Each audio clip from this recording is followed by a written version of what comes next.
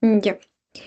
Bueno, chicos, buenas noches. Vamos a comenzar con la sesión número 5 de semiología, donde vamos a ver examen físico, cardiovascular, síncope y palpitaciones.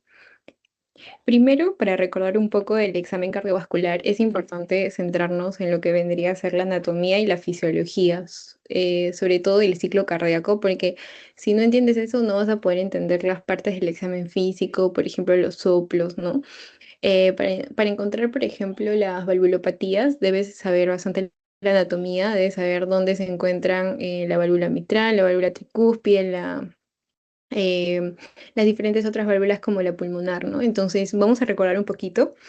Nosotros tenemos un lado del corazón donde llega la sangre desoxigenada y otra donde llevan la sangre oxigenada, ¿no? Entonces, viene la sangre desoxigenada por la vena cava superior y lo trae ¿a dónde? A la aurícula derecha. Recuerda que esta es aurícula derecha, este es ventrículo derecho, aurícula izquierda y ventrículo izquierdo, ¿no? Entonces viene la sangre desoxigenada a través de la vena cava superior, la vena cava inferior, lo llevan a la aurícula derecha. Entonces, la aurícula derecha necesita pasarlo al ventrículo derecho, ¿no? Pero acá va a haber una válvula. ¿Qué válvula se encuentra entre la aurícula derecha y el ventrículo derecho? Es la válvula tricúspide, ¿ok? La válvula tricúspide.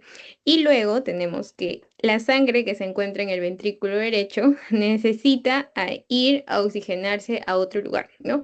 ¿Y a dónde crees que se va a ir a oxigenar? Hacia los pulmones. Entonces, a través del ventrículo derecho y a través de la arteria pulmonar, el tronco pulmonar como tal va a llevar la sangre desoxigenada a los pulmones para que se oxigenen. Y ahora, entre este ventrículo derecho y esta arteria pulmonar vamos a encontrar una válvula. Y la válvula pues va a tener el nombre de la arteria pulmonar, ¿no? Va a ser una válvula del tronco pulmonar o válvula pulmonar. Entonces, ¿qué pasa después? Va hacia los pulmones, se oxigena y luego las venas pulmonares, que tú sabes que todo lo que tenga pulmón es lo contrario. Normalmente las venas llevan sangre desoxigenada, pero en el caso de los pulmones se invierte. La arteria pulmonar, en vez de llevar sangre oxigenada, lleva sangre desoxigenada y las venas pulmonares traen la sangre oxigenada. O sea, en los pulmones cambia el nombre, porque normalmente nosotros sabemos vena, desoxigenado y arteria oxigenado, pero en los pulmones se invierte. Entonces, nos habíamos quedado en que el ventrículo derecho eyecta la sangre hacia los pulmones a través del tronco pulmonar. Entonces, llega esa sangre desoxigenada a los pulmones y se empieza a oxigenar. Y luego lo trae a través de unas venas, que son las venas pulmonares. Entonces, estas venas pulmonares traen la sangre oxigenada y lo llevan a la aurícula izquierda. Ahora, de la aurícula izquierda tiene que pasar hacia el ventrículo izquierdo y como tú sabes, entre aurícula y ventrículo hay una válvula. ¿Y qué válvula encontramos aquí? Encontramos a la válvula mitral, ¿ok? Válvula mitral. Entonces, llega la sangre oxigenada al ventrículo izquierdo, pero tú sabes que esta sangre oxigenada necesita recorrer todo nuestro cuerpo para que se oxigene. Entonces, ¿cuál es la arteria que lleva la sangre a todo tu cuerpo? La aorta. Entonces, del ventrículo izquierdo hacia la aorta vamos a encontrar otra válvula. ¿Y cómo se llama esa válvula? Tiene el nombre de la arteria, válvula aórtica. ¿Ya? Entonces, aquí tenemos la válvula de la aorta. Y lleva la sangre a través de la aorta y ahí se divide a la arteria subclavia, la arteria carótida común, el tronco branquiocefálico. Entonces, en resumen, tenemos aquí nuestras aurículas con ventrículos, ¿no? Aurícula derecha, aurícula izquierda, ventrículo izquierdo. ¿Cómo se llama la válvula que se encuentra entre la aurícula derecha y el ventrículo derecho? Se llama válvula tricúspide. ¿Cómo se llama la válvula que se encuentra entre la aurícula izquierda y el ventrículo izquierdo? Se llama válvula mitral, ¿ya? Ahora, las otras válvulas van a tener el nombre de la arteria por el cual es llevada la sangre, ¿no? Si del ventrículo derecho, a través de una arteria, que es la arteria pulmonar, va hacia los pulmones, ¿cómo se llama esta válvula que se encuentra aquí? Se llama la válvula pulmonar. Y lo mismo pasa por este lado. Del ventrículo izquierdo, ¿cómo se llama la válvula que lo conecta con la aorta? Se llama válvula aórtica, ¿ya? Entonces, por eso es importante y vas a ver que a veces los focos coinciden y no coinciden, ya cuando en la parte final, cuando veamos los focos auscultatorios, vamos a reconocerlos, ¿ya? Entonces, esto es importante para que sepas cuáles son las válvulas y en qué momento van a empezar a contraerse con el ciclo cardíaco, ¿ok? Entonces, comencemos con lo que vendría a ser el ciclo cardíaco. Ya esto desde fisiología lo sabes, que tenemos diástole y sístole, ¿no? Sístole es la eyección de la sangre, mientras que diástole es la relajación del corazón. Entonces, la diástole va a estar dividido por relajación y llenado ventricular, que significa que tus ventrículos se llenan y se relajan, ¿no? Mientras que la sístole es la eyección de la sangre, entonces para que la sangre se eyecte necesita que el corazón se contraiga, ¿no? Entonces, por ejemplo, ¿no? Como te dije, toda la sangre que llega a la aurícula baja al ventrículo. Entonces, a la aurícula derecha llega la sangre desoxigenada, mientras que la aurícula izquierda que llega la sangre oxigenada. Entonces, ambas sangres bajan al mismo tiempo al ventrículo, pero las sangres no se fusionan entre sí, la oxigenada con la desoxigenada. ¿Por qué? Porque los ventrículos tienen su septum, ¿no? No están fusionados, porque eso ya vendría a ser una cardiopatía como tal. Entonces, baja la sangre de la aurícula derecha y la aurícula izquierda hacia sus ventrículos, y esto, como está llenando el ventrículo, se llama llenado ventricular, ¿ok? Llenado ventricular, o algunos lo llaman contracción auricular, ¿ya? Entonces, ¿qué pasa? Acá comienza todo con el llenado ventricular. Se llena el ventrículo en un 80%, ¿ya? Entonces, ¿se abren qué válvulas? Las válvulas que se encuentran entre la aurícula y ventrículo, por eso se llaman válvulas auriculoventriculares. Entonces, la sangre de la aurícula baja al ventrículo en un 80%, pero tú necesitas el 100% de la sangre.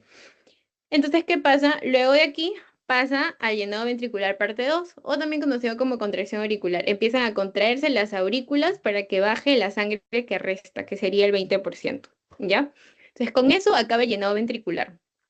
Luego existe lo que se conoce como una contracción isovolumétrica.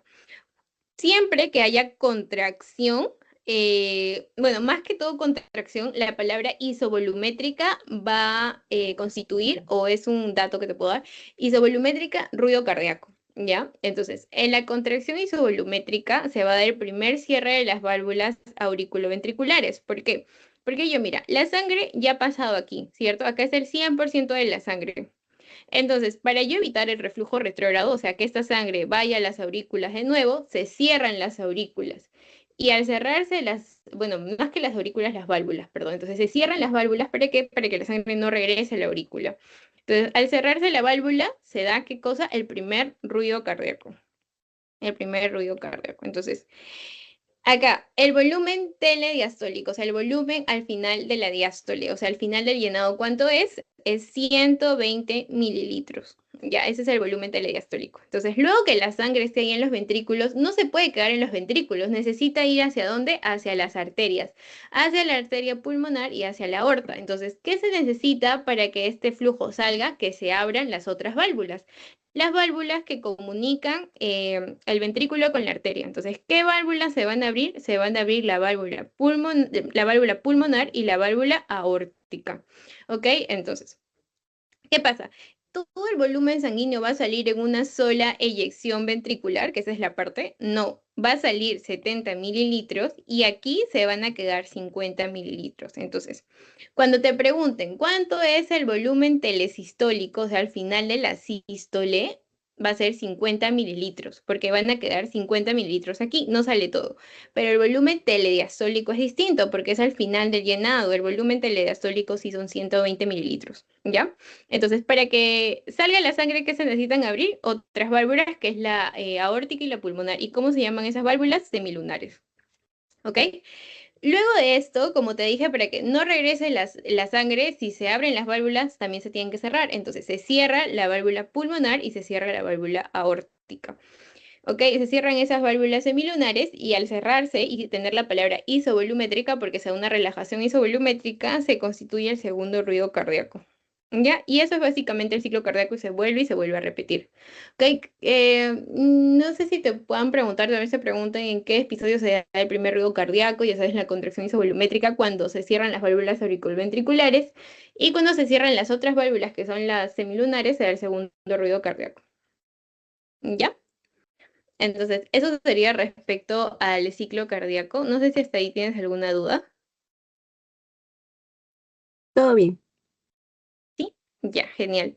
Entonces, cuando nosotros pensamos muchas veces que cuando hacemos examen físico cardíaco solo nos vamos a centrar en la auscultación del corazón, pues no. Pero no, o sea, hay subpartes, por ejemplo, uno de ellos es el pulso arterial, donde vamos a palpar las arterias, ¿no? Como su mismo nombre lo dice. Entonces, generalmente ese pulso, ese como empujón que tú sientes al momento de palpar es generado por la sístole. ¿Por qué por la sístole? Porque en la sístole se da la eyección ventricular, ¿ok? Entonces, hay ciertas características que va a tener nuestro pulso, como que tiene su ritmo, su frecuencia, volumen, amplitud, contorno, velocidad del movimiento ascendente, velocidad del descendente, rigidez, presencia de estrecimiento, fremito palpable, presencia de soplos audibles y radiados. Ahora, lo que nos importa es esta gráfica, que es básicamente la gráfica del pulso, ¿no? Donde tenemos la parte del pico sistólico. Este de acá se conoce como el pico sistólico y representa a la presión arterial sistólica. O sea, el primer valor que tú ves en el tensiómetro, ya, ese es. O sea, supuestamente el 120, ¿no? Pero eso está aquí. 120. Entonces, el primer pico sistólico es la presión arterial sistólica. Luego tenemos el segundo pico y este pico se conoce como el pico diastólico, por eso está entre los 80 y 100, ¿ya? Entonces, el pico diastólico. Ahora, ¿cuál es el dato importante acá? Yo, mira, que entre ellos hay una incisura, ¿ya? Esa incisura se conoce como la muestra dicrótica. Ujú. ¿Ok? ¿Y en qué consiste? Básicamente es el cierre de las válvulas semilunares. ¿Dónde habíamos visto el cierre de las válvulas semilunares? Aquí, en el segundo ruido cardíaco. Entonces, esa pequeña incisura demuestra esto, ¿ya?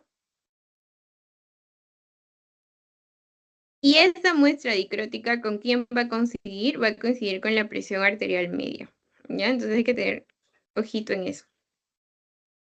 Luego, ¿cuáles son las arterias que nosotros podemos palpar? Normalmente las que palpamos son la braquial y la radial, más que todo, más que por palpar la arteria, porque si has hecho tu examen físico y ya te han mandado los doctores, eh, no creo que hayas palpado la poplitea, el dorso del pie, ¿no? Lo que normalmente hacemos es palpar la braquial y la radial para tomar la presión. Entonces, sí, o sea, son las más usadas o para tomar el AGA, pero también podemos palpar el popliteo, el dorso del pie, el tibial posterior, el femoral y el carotido, ¿no? Generalmente estas, las del dorso del pie y tibial posterior, tiendes a palpar mucho en los pacientes diabéticos, ¿no? Para ver cómo está su irrigación sanguínea. Entonces, pero igual puedes palparlo, puedes practicar, porque esta es un poco difícil, al igual que el tibial posterior, pero con la práctica lo puedes lograr, ¿ya? Ahora, ¿qué más? Existen anomalías asociadas a valvulopatías, pero también existen formas de pulso. Por ejemplo, hay un pulso que casi siempre les viene, a ver, que es el pulso paradójico. Acá les voy a poner. Ay, ya. El pulso paradójico va a ser básicamente como una exageración del fenómeno normal que debería pasar, ¿ya? Entonces, siempre que te pongan pulso paradójico, tú piensas en un taponamiento cardíaco. Más que todo es una asociación como patológica, ¿no? Si te dicen pulso paradójico en tu examen clínico, es una exageración de lo que normalmente podría suceder y a pesar de su nombre como tal, significa un taponamiento cardíaco, ¿ya? Entonces, es una urgencia médica también. Entonces, ahora, antes de comenzar con las anomalías asociadas, vamos a ver las formas del pulso carotidio y los tonos carotidios. Tenemos lo normal, como ya te había explicado, lo normal es que haya primero una escotadura que se encuentra aquí, la escotadura dicrótica, y tenemos un pico de la presión arterial sistólica y un pico de la presión arterial diastólica, ¿no?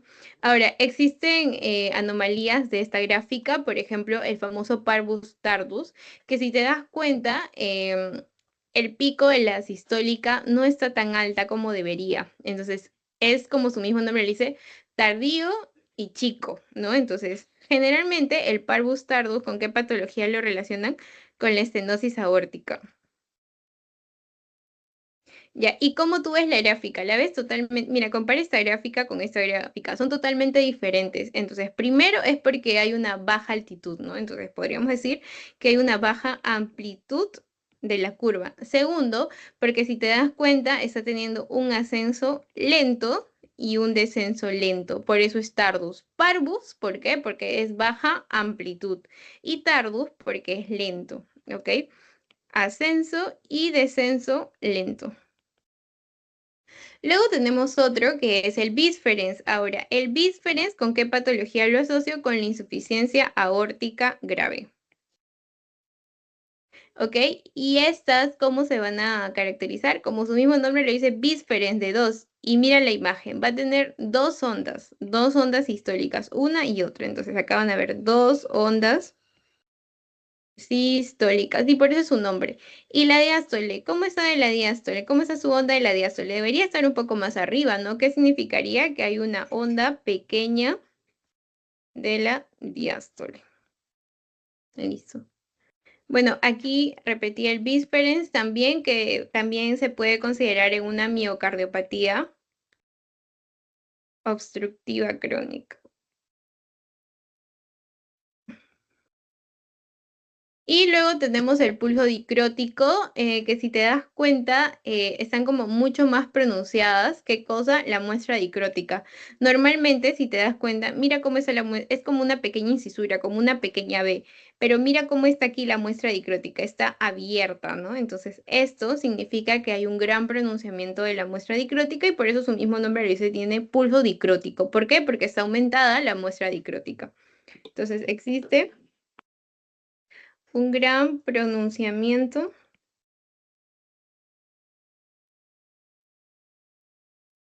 de la muestra dicrótica. Ya, listo. Y aquí hay algunas anomalías, por ejemplo, si te dicen, como te dije, ¿no? Pequeños parvus y tardus, ¿qué significa? Parvus de pequeña amplitud y tardus de que tiene ascenso y descenso lento, y lo relacionamos con estenosis aórtica grave. Amplio magnus es insuficiencia aórtica moderada, y magnus y Seller, que ya lo vamos a ver más adelante, que es el pulso colapsante de Corrigan. Si te dicen magnus, es igual a decir pulso colapsante de Corrigan, y también se asocia a una insuficiencia aórtica, pero en este caso ya va a ser grave. ¿Ya? Ahora, no sé si les he puesto otra imagen. No, ya no les puse otra imagen. A ver, acá voy a tratar de escribirlo. No sé si se logra ver bien. Ya, por ejemplo, de acá, ¿qué es lo que te pueden preguntar? De acá te preguntan lo del pulso paradójico clave para taponamiento cardíaco. Luego, el pulso bisferens también te pueden preguntar. Ya sabes que pulso bisferens, insuficiencia aórtica grave o también estenosis. Luego, ya, el pulso grande saltón. Eso creo que no lo escribí. A ver, no, ya, acá.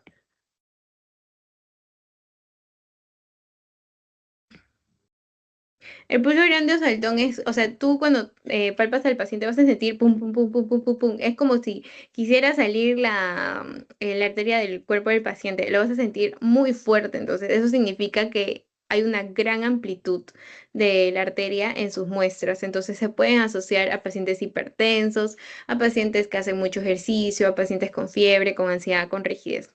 ¿Ya? Entonces, eso hay que tener en cuenta, que te puedan preguntar. De ahí otra cosa, no, acerca de los pulsos, no. Más se lo van a asociar con patologías. Por ejemplo, ahora que te están poniendo complicados los ejercicios, cuando ya es valvulopatías, creo que la otra clase te lo va a dar mi compañera de valvulopatías, ahí te vas a dar cuenta, bueno, más que todo en cardio, ¿no? O creo que también semio llevan valvulopatías, te van a poner toda la valvulopatía de una estenosis aórtica y te van a poner al final pulso parvus tardus. ¿Qué patología se sospecharía? Y tú ya sabes que es una estenosis aórtica. Entonces, igual va a ser con la insuficiencia aórtica y con el taponamiento cardíaco también te pueden poner, ¿no? El paciente, no te va a decir que el paciente tiene taponamiento, te va a decir paciente con incrustación yugular, con ruidos cardíacos disminuidos, con hipotensión, se sospecha de un taponamiento cardíaco. Qué pulso esperarías encontrar? Y pones el pulso paradójico, ¿no? Ya. Bueno, eso es por el pulso arterial. Em, ¿Qué más? Ahora el pulso venoso. Ya, acá. Ya. El pulso venoso Casi nadie lo hace, pero igual está en el Argentes y en su teoría también, al igual que el pulso arterial. Existen técnicas para poder medir, específicamente existen dos, pero lo normal es que como yo voy a inspeccionar a mi paciente tiene que estar en decúbito supino, que uno casi siempre lo vas a encontrar en decúbito supino y vas a poner la cabecera en 45, más o menos 45 grados, ¿no? ¿Qué se prefiere medir? Se prefiere medir siempre la yugular interna derecha. Es mejor la yugular interna que la yugular externa y es mejor la derecha que la izquierda, ¿ya? Entonces, lo normal es que cuando tú inspires, tu presión venosa yugular baje, se convierte en la normal. ¿Cuánto es la presión venosa central? Es de 8 a 12 centímetros de agua. Se mide a través de dos métodos, ¿ok? Este es el primer método y este es el segundo método. Entonces, ¿en qué consiste? Primero, en el primer método tienes que tener la cabecera entre 30 y 45 grados, ¿ok? Luego nosotros tenemos el ángulo de Lewis o el ángulo external, que va a ser como una referencia, ¿no? Y tienes que tener una regla en la mano, como ves en la imagen. Entonces, lo normal es que del ángulo de Lewis al borde superior de la vena yugular interna, o sea, tú le vas a revisar el cuello del paciente y desde tu ángulo de Lewis pones una paralela con una regla, como ves acá. Ese es mi ángulo external, mi ángulo de Lewis. Trazo una paralela imaginaria y pongo mi regla. ¿Hasta dónde debería ser lo normal? Lo normal es que la regla sobrepase hasta los 3 centímetros, o inclusive menos de 3 centímetros. O sea, el borde superior de la ingurgitación que tú vas a ver tiene que ser hasta aquí, hasta los 3 centímetros. Eso es lo normal. ¿Cuándo es patológico? Patológico es que cuando tú pones tu regla al lado, o sea, paralelo, no sé cómo explicarte. A ver, te echas acá y lo pones paralelo desde el ángulo de Luis, comienzas y tienes que medir 3 centímetros hasta, por ejemplo, acá. Y si coincide con que 2 centímetros más arriba, entonces eso es normal. Pero ¿qué pasaría si mi irritación yugular está como por acá y en la regla sale 10 centímetros? Eso es patológico, ¿no? Porque lo normal es hasta los 3 centímetros. ¿Cuándo es patológico? Cuando supera una altitud mayor de 3 centímetros. ¿Ya? Ok. Eso es una manera de medirlo. Yo considero que es la más fácil porque el método 2 es un poco más complicado. Se va a trazar una línea paralela también al plano de Lewis, que es la escotadora supraexternal. Acá. Se va a trazar una paralela, esto es el plano de Lewis. Ahora, lo normal es que esta presión venosa central se encuentre entre el eje flebostático, que es el de aquí, y se encuentre entre el plano de Lewis. O sea, ¿qué significa? Que cuando yo tomo mi presión venosa, debo encontrarlos entre ellos, hasta acá, nada más. ¿Y qué pasaría si sobrepasa el plano de Lewis? Si sobrepasa el plano de Lewis, o sea, por ejemplo, esté por aquí en 15, significaría que la presión venosa yugular está aumentada. Entonces, es patología. ¿Te das cuenta? Es un poco difícil porque, o sea, lo más razonable es que esté más arriba, ¿no? Pero acá lo ponen entre el eje flebostático y el plano de Lewis, debería estar lo normal, nuestra vena yugular. Pero si sobrepasa hasta, por ejemplo, no, 20 centímetros encima, sería una presión aumentada. ¿Ya? Entonces, ese es el segundo método. ¿Qué te pueden preguntar acá?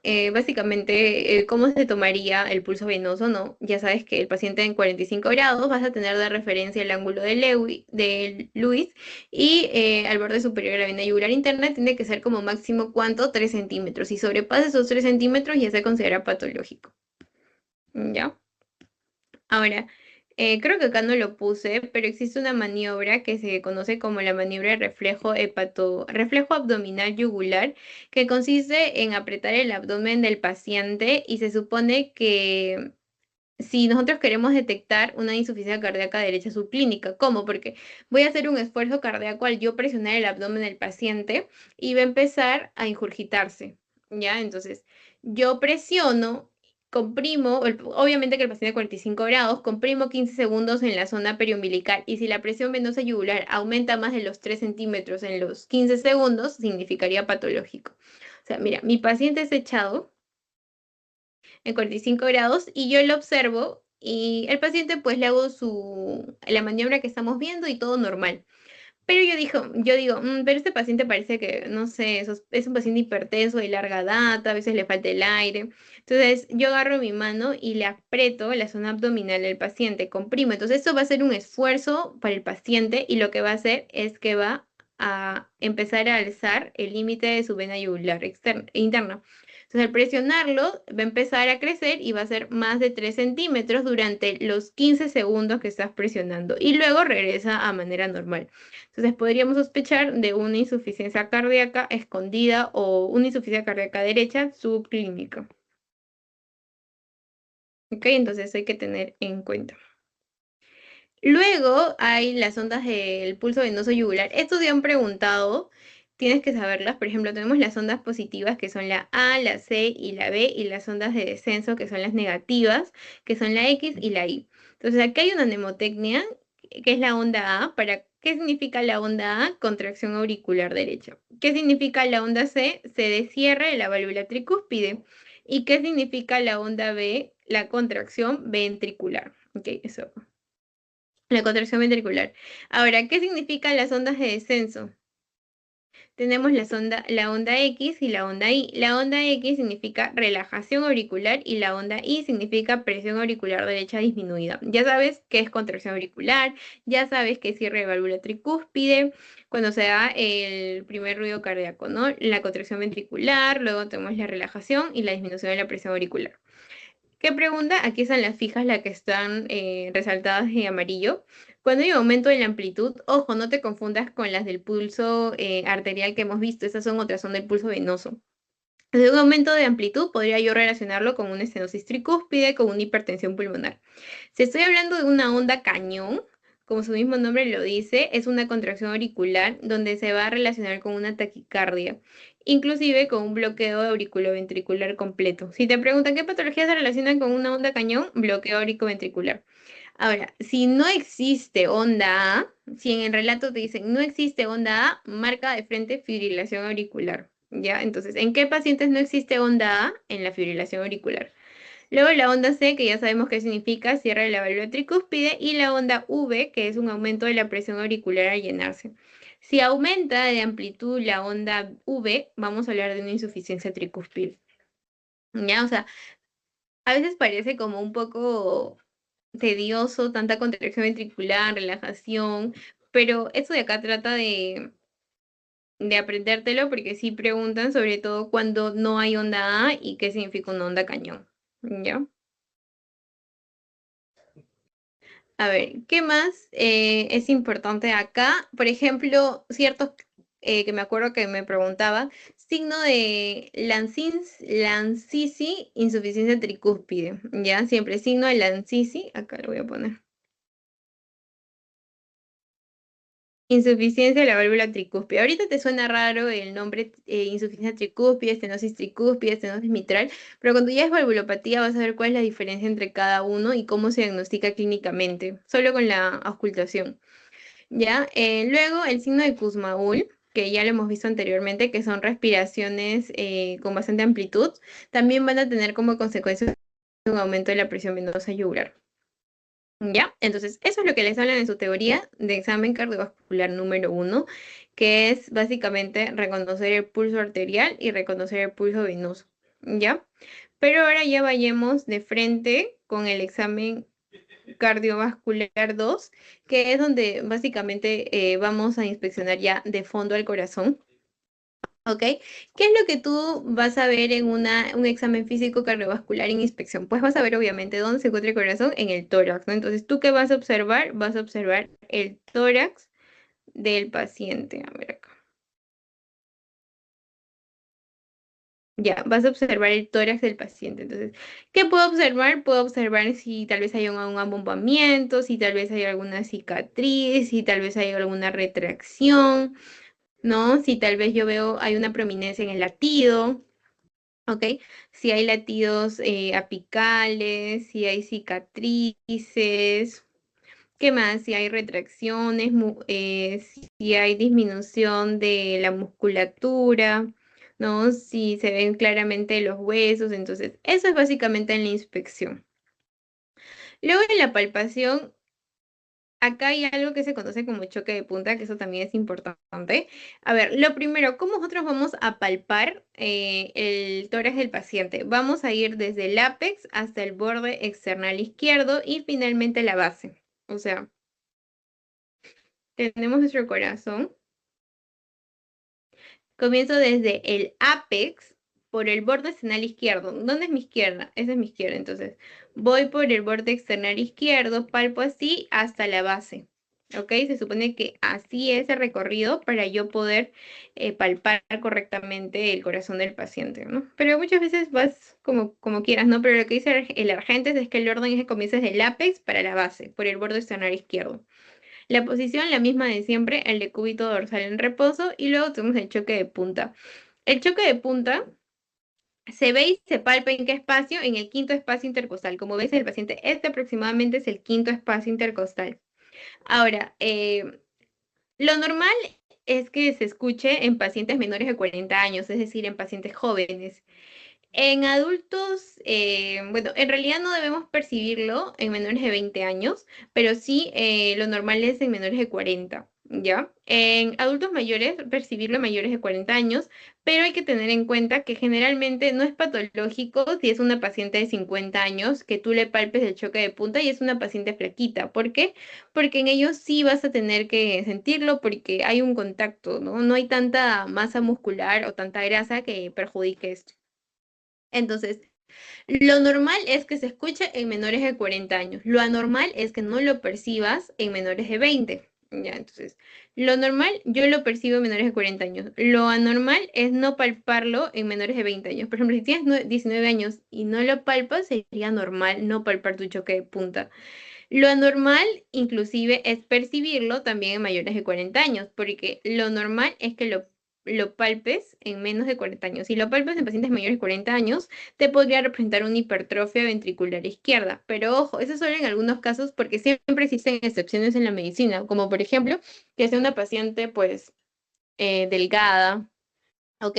Con ausencia de masa grasa y atrofia de masa muscular. Entonces, en ellos, obviamente, pues vas a palpar el choque de punta porque está en contacto, o sea, no hay tanta grasa, por así decirlo, que interfiera la palpación.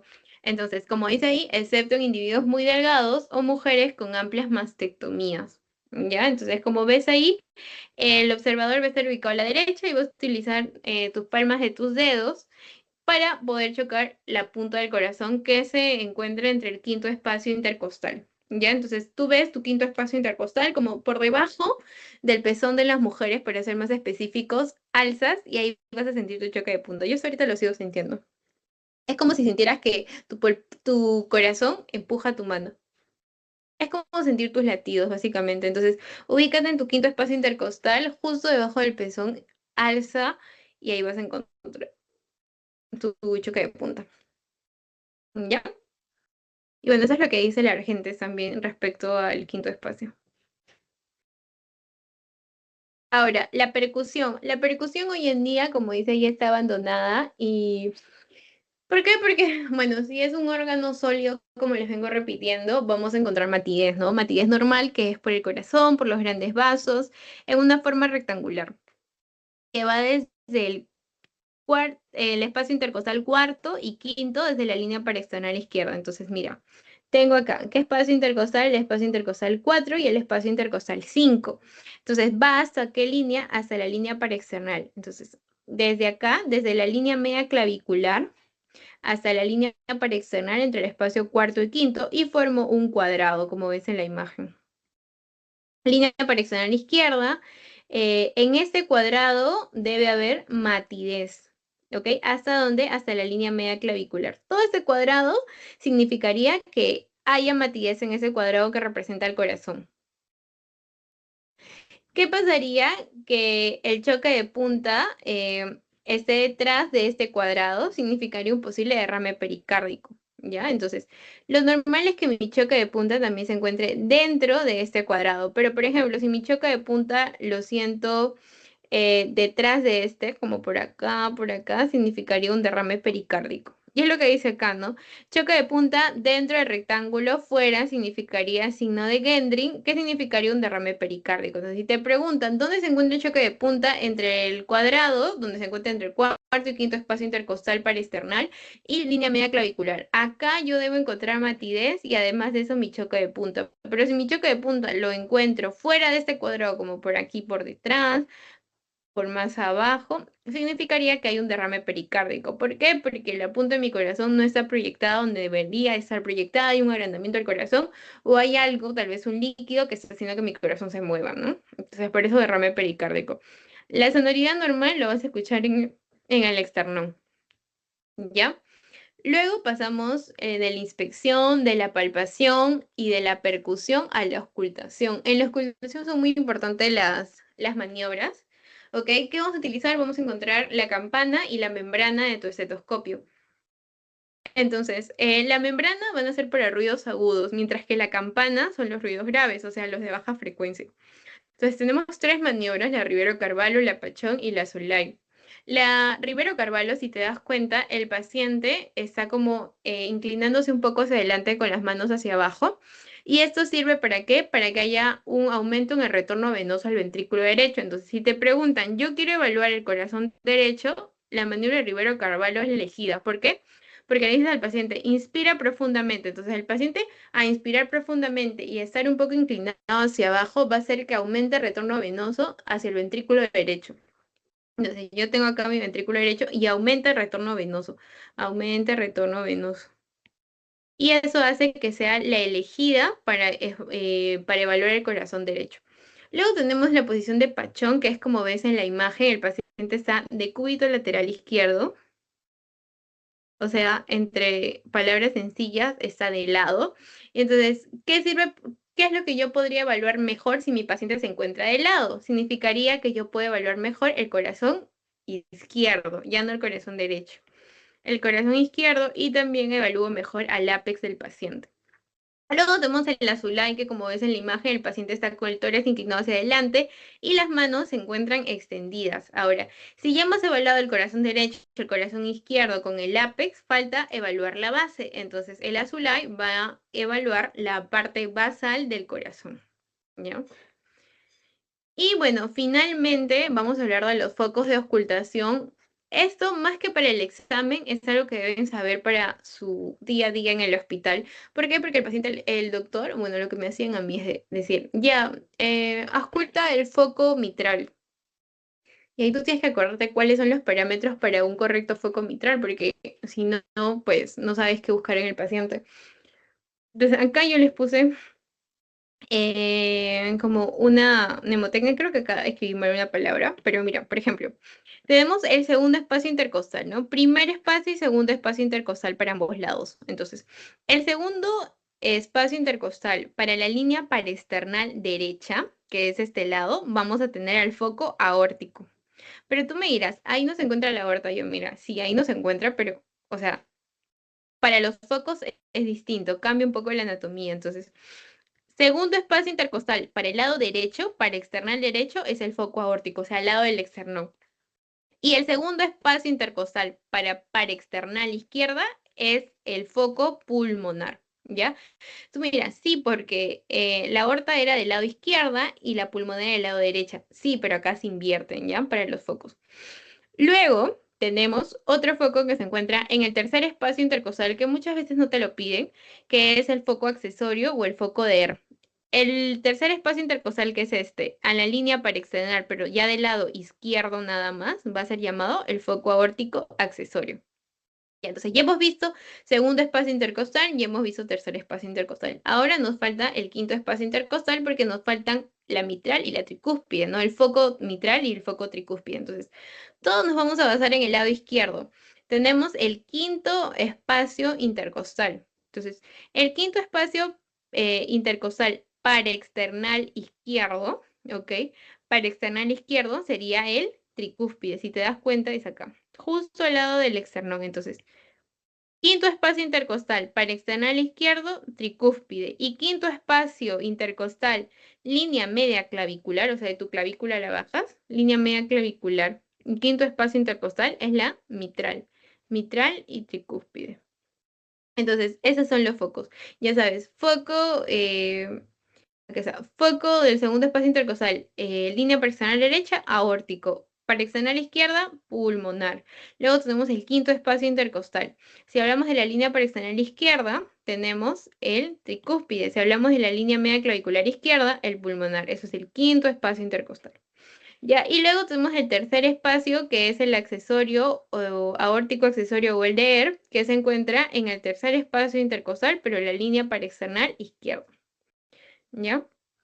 Ahora, generalmente solo ocultamos la parte de adelante porque es donde se encuentran los focos, pero también podemos ocultar la parte de atrás, que es un poco más difícil y no se suele usar, que es el foco aórtico descendente, que yo casi nunca lo hago, pero pues en su teoría se los ponen, que es el soplo sistólico entre las escápulas interescapulares para representar una cortación de la aorta, pero bueno, yo siento que solo en los cardiólogos, pero nosotros a las justas escuchamos un soplo y eso, pero igual es su teoría para su examen, para fines educativos.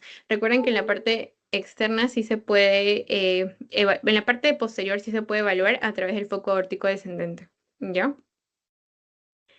Y bueno, para ya ir un poco finalizando con la clase del día de hoy, es algo importante lo que vendrían a ser los ruidos cardíacos, los hallazgos en la auscultación, porque, o sea, lo normal pues es que escuches cómo el corazón bombea, ¿no? Pero ¿qué pasaría si tú escuchas un soplo, ¿no?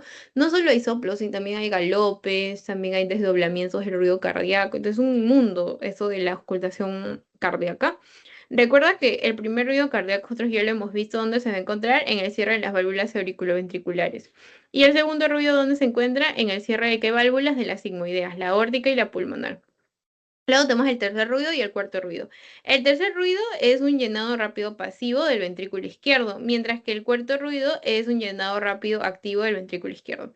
Okay. El tercer ruido que aparezca puede ser patológico o fisiológico, por ejemplo en las embarazadas puede aparecer, pero el cuarto ruido que tenga una persona, el cuarto ruido siempre es patológico. Ninguna persona puede tenerlo porque si no ya significaría patológico, mientras que el tercer ruido puede ser patológico o fisiológico. ¿Ya? Entonces acá vemos, por ejemplo, cuando hablábamos de isovolumétrica, que era la palabra clave, siempre que te digan isovolumétrica, si es contracción es primer ruido, si es relajación isovolumétrica es segundo ruido cardíaco. Y cada uno, si te das cuenta, marca el inicio de una fase. El primero marca el inicio de la sístole y el segundo marca el inicio de la diástole. Y si te das cuenta, en la diástole nosotros vamos a encontrar al tercer ruido cardíaco con un llenado rápido pasivo y al cuarto ruido cardíaco que como te digo siempre es patológico, que no se debería estar. Pero si te preguntan, ¿dónde se encuentra el tercer y cuarto ruido? En la diástole. En la sístole solo se encuentra el primer ruido cardíaco. ¿Ya? Y bueno, esos ruidos cardíacos, como te digo, tienen alteraciones. ¿Y cuáles son estas alteraciones? Por ejemplo, en los galopes, en el tercer ruido, el ruido cardíaco, como dice aquí, galope ventricular. Podría ser fisiológico o patológico. ¿Cuándo era fisiológico? En niños, en deportistas y en las pacientes embarazadas o pacientes con fiebre. ¿Y cuándo es patológico el tercer ruido cardíaco? Cuando el paciente pues tiene una insuficiencia cardíaca sistólica, miocardiopatía dilatada, insuficiencia valvular. Con esas patologías se asocia un tercer ruido cardíaco. Luego tenemos el cuarto ruido cardíaco, que se asocia con un galope auricular. Este de acá siempre, siempre va a ser patológico. No debería tener ninguna persona en la auscultación un cuarto ruido cardíaco porque se asocia a hipertrofias, a miocardiopatías, a cardiopatías isquémicas, a insuficiencias cardíacas diastólicas, a todas ellas se asocia. Todas estas patologías de acá, por si quieres repasar para el examen. ¿Ya? Y bueno, para finalizar, eso sí me acuerdo que venía y creo que te he puesto una pregunta acerca de la intensidad de los soplos cardíacos. Por ejemplo, tenemos grado 1, grado 2, grado 3, grado 4 y grado 5. ¿Qué escala se utiliza para ver la intensidad? Se escala Levin-Harvey, donde tenemos que el grado 1 es un soplo leve, que no todos lo escuchan, ¿no? O sea, si hay más de un observador, no todos lo oyen. Pero, por ejemplo, el de grado 2 es leve, que es una intensidad 2 de 6. Todos lo escuchan, pero bien bajito, o sea, de escasa magnitud. El grado 3 es moderado, es 3 de 6 y no produce frémito, mientras que el grado 4 tiene las mismas características, moderado, solo que es 4 de 6 por el grado, pero este sí produce frémito, este no produce frémito, este sí produce frémito. Luego tenemos el grado 5. El grado 5 sí es más intenso, 5 de 6, y es el grado que más fuerte se escucha en el estetoscopio, o sea, más que eso, en el estetoscopio no vas a poder escuchar. Y el grado 6 es el más intenso y este sí se percibe sin necesidad de estetoscopio. O sea, tú te acercas con tu oído ahí a las alturas del paciente y vas a poder escucharlo, ¿no? Sin necesidad de utilizar un estetoscopio. Ya. Ahora, ¿qué más? ¿Cómo se llaman los soplos que están durante todo el ciclo? Por ejemplo, tenemos el soplo pansistólico. ¿Cómo se llaman los soplos cardíacos que se encuentran solo al medio mesosistólico? ¿Cómo se llaman los soplos que se encuentran solo al inicio protosistólico? ¿Y cómo se llaman los soplos que se encuentran al final telesistólico? ¿Ya? Esa es la gran diferencia. Acerca de los soplos también preguntan y creo que acá hay una pregunta. Mira, te voy a dar un minuto para que con esta escala de la intensidad la puedas resolver. Ahí te dan todas las características y así son como preguntas logrados. ¿Tienes alguna duda? Me la dices. Un minuto para que puedas resolverlo.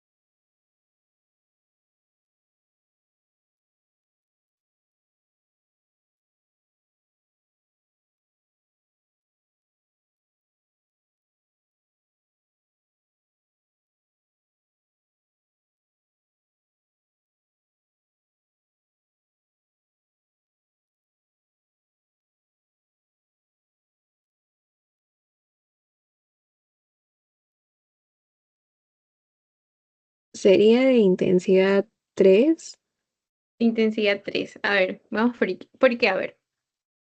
porque también dice que no se palpa frémito.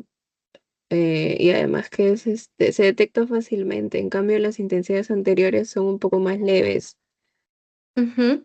Pero tiene que ser la última intensidad donde no hay frémito, porque hay una que no tiene frémito y otra que tiene frémito, ¿no? Entonces, dice acá, ¿cuál es la moderada? Esta que no tiene frémito, mientras que la siguiente es el frémito. Ajá, muy bien. Esa es la diferencia. Ahí está, grado 3. Pero, por ejemplo, si te dirían, ¿no? Un paciente es evaluado por un médico general debido a un dolor torácico, se detecta fácilmente un soplo sistólico, o sea, te está diciendo que todos lo oyen porque es fácilmente. Y además de eso, no hay necesidad de usar estetoscopio, ¿no? ¿Cuál sería? ¿Qué grado sería? Sería grado 6, ¿no? Ya, muy bien. A ver, esta es otra pregunta para que puedas resolverlo.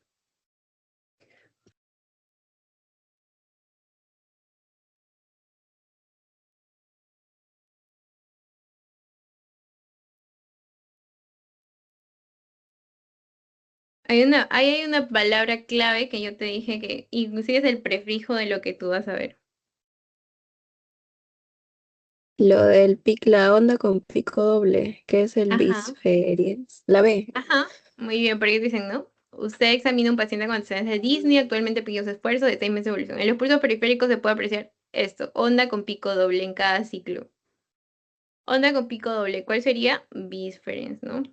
De 2. Muy bien. Ya, ahora aquí.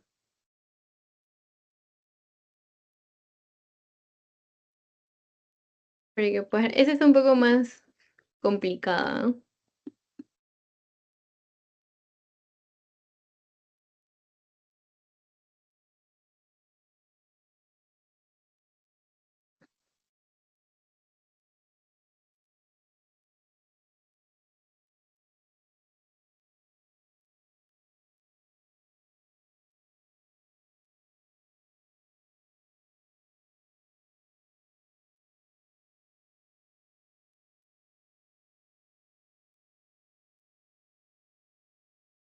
Mm, creo que para que esa pregunta puedas resolver necesitas saber valvulopatías, porque te dicen soplo mesodiastólico, ¿no? Sí, pero el signo de Rivero Carvalho también podría estar relacionado con estenosis y entonces sería la onda A, Onda que gigante porque la O se entera en fibrosis. ajá, muy bien. O sea, como tú dices, o sea, hay veces que nunca vas a saber todo, pero relacionas y está bien tu razonamiento, pues no, porque, o sea, por ejemplo, si supieras valvulopatías dirías, ya soplo mesodiastólico intenso, digo, está el valvulopatía, pero como tú no sabes aún eso, pues dices, signo de Rivero Carvalho positivo. Y cuando habíamos hablado de signo de Rivero de Carvalho positivo, ¿de qué patologías habíamos hablado? Ay, no pasa. Ya, acá. Signo de Rivero Carvalho, casi siempre va a haber para evaluar lo que vendría a ser la patología del lado Mm, derecho, ¿no? Entonces, cuando nosotros ujú. hablábamos de las ondas, teníamos onda A de alta amplitud, donde hablábamos de estenosis tricúspide, de hipertensión pulmonar, de hipertrofia derecha. Cuando es cañón, es cuando estamos hablando de una contracción auricular, bloqueo auriculoventricular completo. Y como tú dices, cuando estamos hablando de una onda gigante y nos dicen, ay, ¿dónde está? Rivero Carvalho, soplo mesodistólico intenso, ya, esa es la clave correcta, ¿no? Tú mismo lo dijiste. Muy bien.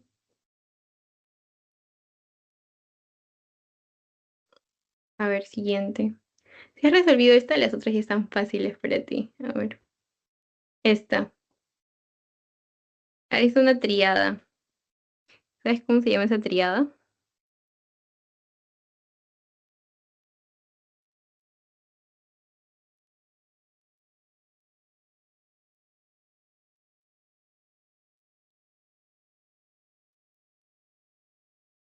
Esa es la de la triada de Beck, que es Ajá. para taponamiento cardíaco. Sí, triada de Beck para taponamiento cardíaco. Muy bien. Mm, O taponamiento pericárdico, ¿no? ¿Cuáles son las triadas? La ingurgitación yugular, el ruido cardíaco disminuidos y la disminuidos. hipotensión. Ujú. Ah, Y además acá, si es que no te sabes esa triada, te dice pulso paradójico. Yo ya te dije pulso paradójico, ¿para qué patología? Taponamiento pericárdico. Ujú. Muy bien, ujú. ¿cuál sería tu clave entonces? A la B. Ajá, muy bien, la B. A ver. Ya, creo que esta es la última. Sí, esta es la última, creo. A ver, paciente, te doy un minuto también para que puedas resolver el repaso prácticas.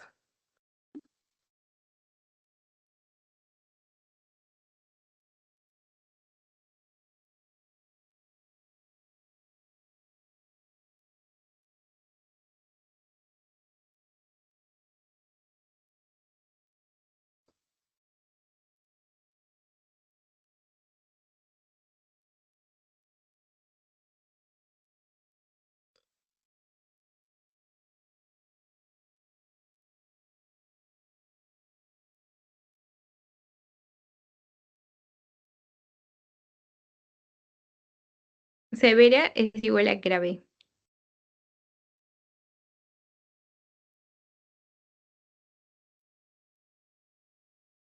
Creo que mencionaste algo del Magnus y Ujú. el Celer en insuficiencia.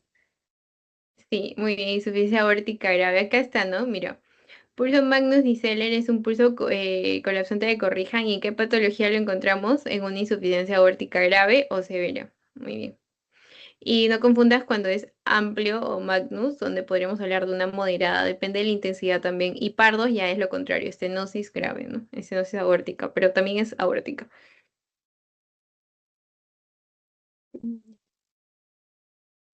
Ujú. Ya, muy bien, entonces sería Magnus y Seller. Ya, y listo. ¿Hasta ahí tienes alguna duda, alguna pregunta? No, todo está bien. Sí, ya, genial. Entonces, voy a ver si tengo más preguntas para proyectarlas. Si no, te voy pasando el post-test y nos falta una clase más porque la semana que la pasada no dictamos porque ustedes estaban con examen. Entonces, como este es el próximo bloque, pues la hacemos ahora. ¿Te parece? Ya. Ya, ok. Entonces te voy pasando el post-test a mi momento.